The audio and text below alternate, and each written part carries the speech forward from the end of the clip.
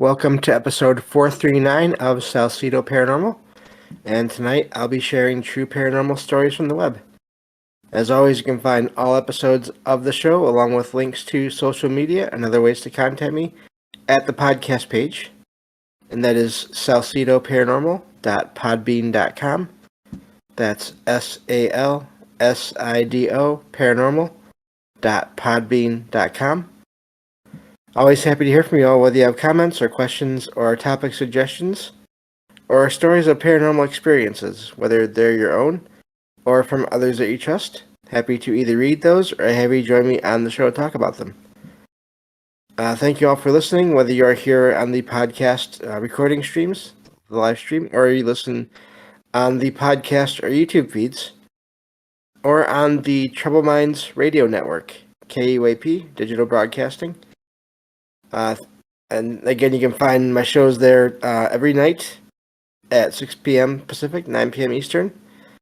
There you'll hear two replays, two different episodes of the show, right before Trouble Minds Radio comes on, with host Michael Strange, who I want to thank, along with Liam Martin, Rohan of the Exile Minds podcast, for producing the show and putting it on the radio as you hear it there.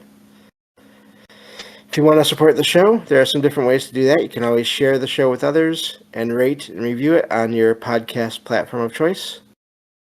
Also, you can find some paranormal fiction and nonfiction books that I've written over on Amazon. And I have a Patreon page that you can sign up for and to help support the show as well. And there you will get one extra show per month starting in August. No matter what tier you sign up for. So, and then also I do have direct one-time donation links as well through PayPal and Venmo. Support is never expected, but always appreciated, as there are expenses in terms of equipment and research materials, and then travel expenses. And I will be traveling later on this year, not too far, but a little ways, to the Mid-Michigan Paracon over in Mount Pleasant, and that's in Michigan, and that's going to be November 4th and 5th, so Saturday and Sunday, and at the Soaring Eagle Casino and Resort. So looking forward to that. I'll be going to a Paracon for the first time to check it out, and I will basically record a report or two back, or to report back to you, basically make a couple recordings about my experiences there and whatever else I'm able to record, and then those will be featured in shows after I get back. So hopefully let me know if you all are going to be there, if anyone gets to go. So I think that covers everything for now, and I want to thank everyone again for listening, especially if you were here for the last stream that I did, where I recorded 3 shows in a row. That was that's something I don't normally do, because it's usually means a lot of research in advance, but that one, it worked out because of the book reviews and all those things. So it was fun to do a couple of shows, a few shows in one night like that, and they are all up on the podcast page and YouTube page as well. So anyway, that takes care of all that, and let me get to the stories here, and we'll get started. This first one says, "My closet in my room is always cold, regardless of the outside temperature. The coldness started after various renters moved out, and my family moved back in. When I was 5 years old, I woke up in the middle of the night and went to the closet. I found a black cat inside the closet, which surprised me, because when I arrived, sorry, the writing was not good there, best there. I'm sorry, I lost my spot. That's what happened. Because my family only had a dog. There we go. Lost my spot. That's not fun. Anyway. Says, I sat on the floor and started petting the cat, which was meowing and purring. Excitedly, I called my parents to come and see the cat. But when they arrived, the cat had disappeared. Other family members have also had paranormal experiences in that room. And that's where that story ends. That is amazing that this cat seemed so physically there for the writer. It doesn't sound like they were. I mean, I'm just looking back at the story. So they woke up in the middle of the night and went to the closet and found the cat. So I'm guessing they were able to tell. I mean, unless they sort of had this dream experience as they were walking over to the closet, unless they somehow had a sleepwalking experience and woke up along the way. I don't even know. But also at the same time, I hate to just write it all off as a dream because it mentions that other family members had experiences in that room. So, and there are cases where people report these various apparitions or beings who seem to be solid for a time. Whether it's hard to say what's going on there, really, but it's not uncommon for things to physically materialize and be there and then vanish. So, I don't know. I don't doubt that happened. It's really amazing that it was that solid for the writer. I wonder if them being a kid had something to do with it. Again, they hadn't been sort of taught that the paranormal or that weird things don't exist yet. Maybe that had something to do with it.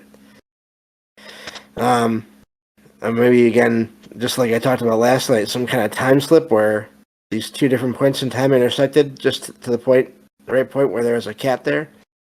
Doesn't sound like the cat did anything bad, so that's a good thing. That to me sort of says that it wasn't there to try to trick the person into anything evil. It didn't try to bite or scratch. And I mean, living cats will just do that sometimes for fun or for their own reasons. You can be petting them, and all of a sudden they've had enough, and they let you know. So, yeah, so really neat story there. I would wonder if future owners or renters ever had an experience with a cat in that room again. I'd be curious if it was a one-time thing. That would make me think more about some kind of a time anomaly. But if it happens again, if people report seeing or hearing or sensing a cat in that room or in that closet, then maybe there's something going on there. So, I mean, obviously there's something going on there. Anyway, I can talk, I think. So, I think I'll move on to the next story and try to get my words straight here. So, let's see here. This next one says, this happened in 2015. I have two phones, one for work and one for personal use. I left home at 7:30 a.m. and arrived at the office at 8 a.m. A friend who lived near the office mentioned receiving a call from my work phone. I denied making that call and realized the work phone was not with me. I then remembered that I had left the work phone on the charging stand at home. I drove home with my friend, expecting to find the place broken into. But the door and the new lock were all as they had been when I had left. The work phone was still plugged in on the shelf where I had left it. An outgoing call was made from the work phone at 7:55 a.m. despite no apparent reason or explanation. I investigated but found no evidence of speed dials, call hacks, or auto call apps that could have made the call. the friend who received the call would have heard from an unknown person if they had answered the phone. The incident remains a mystery and has not happened again. So that really is amazing. Unless there was some kind of an expert, sort of, I don't know, criminal or someone that knew exactly how to get in and out of the place without leaving any evidence. That does sound paranormal in some way to me. Just the way that, first of all, it doesn't sound like the writer normally forgets their work phone. So you would almost have to have the place under surveillance and inside the place itself to know that the work phone had been left behind. And then it happened when the writer was not anywhere near the home, so they'd have to know where the writer was at, or at least that the writer was gone there.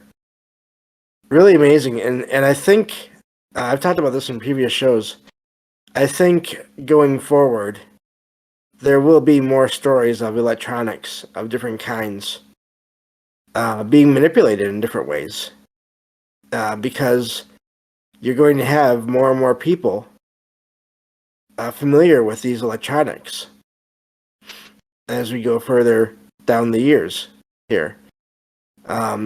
So, really amazing story there, and it sounds like the writer tried to figure everything out and did what they could and just couldn't figure it out. Phones are really amazing. I like that they looked into all the possibilities there, because the things they mentioned, some kind of auto dialing or phone hacker, those are things I never would have thought of myself. Because I just don't pay enough attention to all those things. I don't even have technically a smartphone. I have one of those older style flip phones, which I do not recommend. It's a pain to use. But anyway, sounds like they're very familiar with that technology as well. So, really amazing whenever these kinds of stories pop up. And like I said, I'm sure that's not going to stop anytime soon. So, moving on to the next story here. Let's see. I'm going to scroll down a bit. There we go. This one says, I had a conversation with a friend about unexplainable experiences, and they told me about one that he had. He said he saw himself in bed while being outside and noticed a man with specific features on a city corner. He described the man as wearing a black coat, having thin brown hair, wide eyes, W-I-D-E, eyes, and bigger lips. I also had a similar memory of seeing a man with similar features on a walkway near my home. I wish I knew what any of these things mean. And that's a short one. I'm wondering, I wish there was more details on the friend sighting. If they were out in public one day, it doesn't sound like they didn't say they were dreaming or out of body. But it is kind of odd that they saw themselves in their bed from outside and they saw this strange figure. I'm guessing they must have gotten an odd feeling from them to even remember it still. But then, even then, maybe they didn't, but then the writer of the story here, the one that was relaying the story, seeing a similar figure, maybe that's what sort of connected it all together for them. I don't know.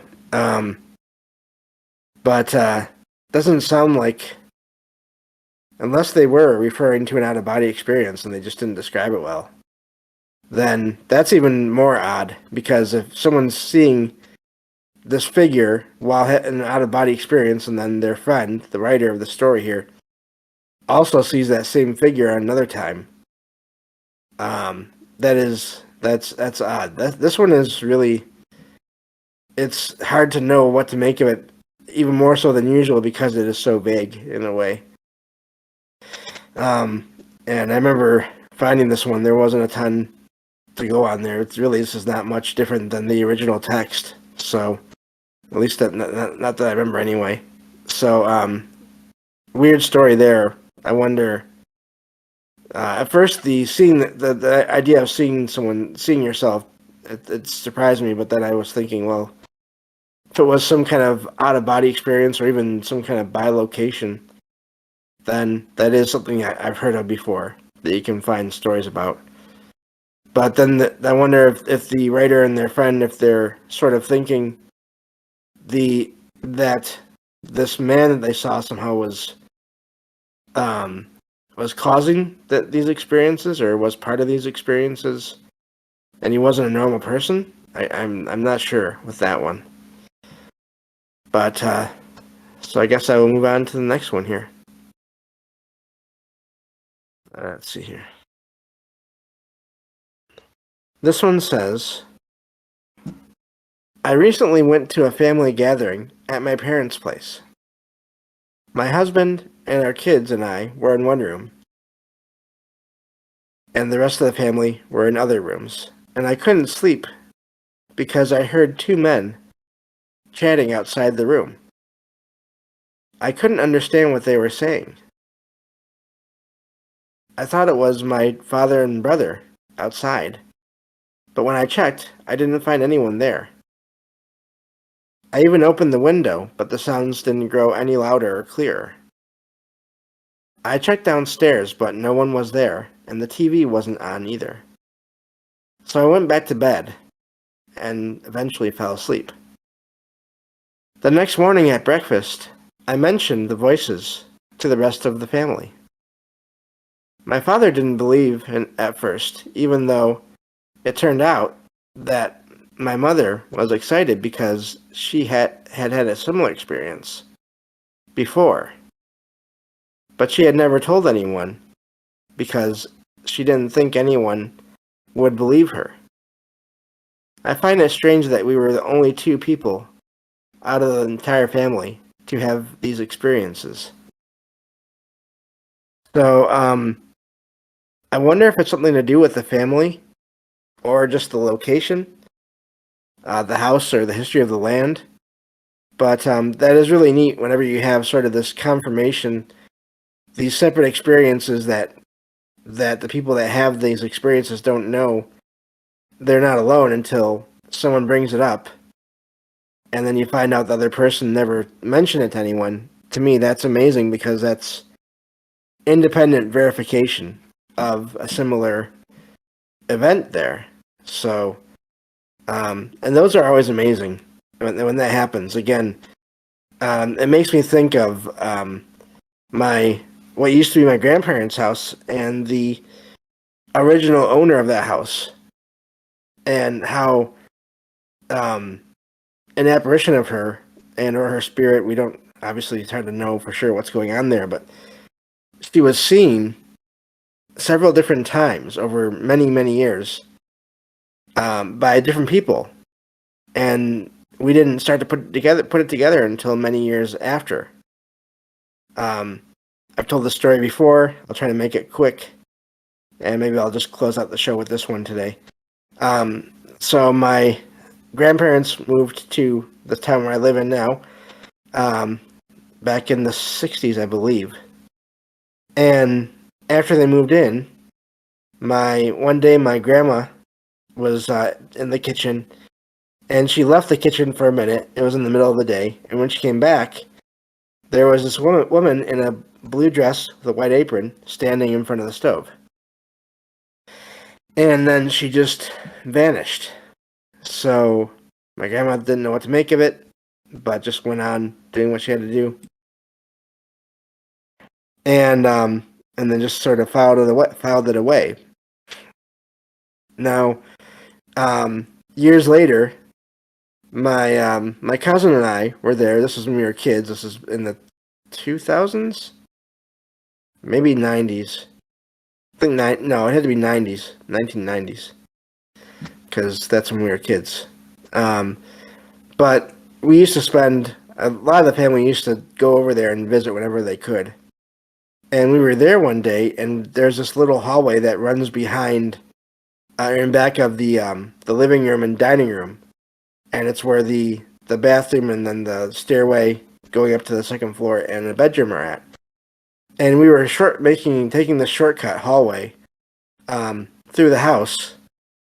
And when we looked upstairs, and it was in the middle of the day, looked upstairs, there was this transparent or translucent woman standing at the top of the stairs at the landing up there. It does turn. The stairs do turn to the left, and there's a pair of windows there at that spot where the landings are at. And she was just standing there, and she was in that blue dress, white apron, and we had no idea about the initial sighting at the time that my grandma had made, or that my dad had also seen this figure on that landing, but in a solid form, sweeping the landing many years before, sort of in between my grandma's sighting, I believe, and then ours. I also saw this same woman one time come through out of the hallway and into the living room. She was so close, I could have reached out and put my hand where she was at. But this time she was made of this blue light. And she sort of drifted. She didn't really walk, as far as I could tell. She just drifted into the dining room and went and stayed by the window. And she was... I couldn't see it because I have low vision, but I knew that right where she was staying, or right where she stopped and stayed at, there was one of the dining room table chairs right there. So she was occupying the same space as a chair. But the amazing thing is, no one ever really felt afraid of her. We were surprised to see, a ghost, whatever that is, but never got any bad feelings from her. Well, it turns out my grandma, many years ago, went to visit the neighbors who they'd become friends with. And so it was my grandma and then the neighbor wife. And so the neighbor had to go into another room one day while they were visiting. And my grandma found this picture among all the pictures of the family of this woman in a blue dress, white apron. And it was that same woman. And the neighbor wife came back and noticed my grandma looking at this picture and said, yeah, that's I believe it was the husband's mom. That's, my husband's mom. And she was the original owner. I believe the house was even built for her. Before eventually it became my grandparents' house. And so we know the name of and the identity of this apparition. And we all saw her at different times. And, but independently, without knowing of each other's sightings. And these, of course, spread out across decades. So, really is amazing when you have that independent confirmation of events like that maybe, who knows what they are. I do tend to think that there was some intelligence, there was some entity there, whether it was the spirit of the woman or if it was, again, in some weird way, some kind of time anomaly where she was just going about her regular life. I don't know. But with these voices, I wonder, in this story here, it seems like it's possible they could have been residual, but it's hard to know.